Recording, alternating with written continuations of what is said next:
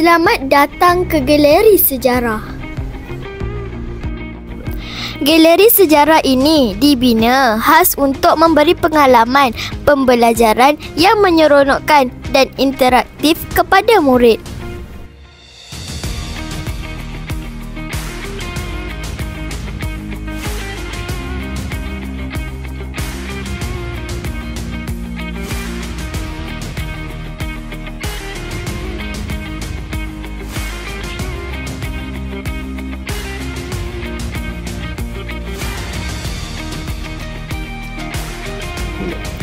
Di sudut glob, murid dapat meneroka dunia dan mengetahui lokasi negara-negara penting dan menarik dalam sejarah.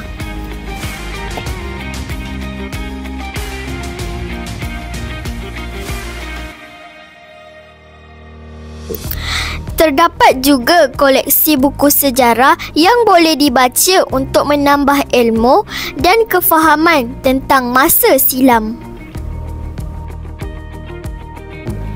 Peta Malaysia pula membantu murid mengenal pasti negeri-negeri dan kawasan bersejarah dalam negara kita.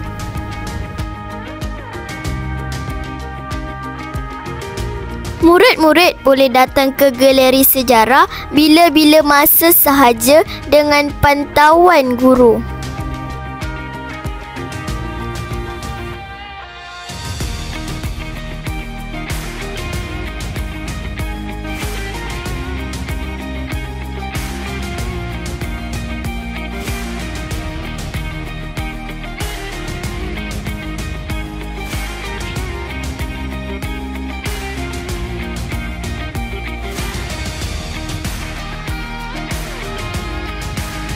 Moga galeri sejarah ini dapat meningkatkan pengetahuan dan pengalaman kepada murid.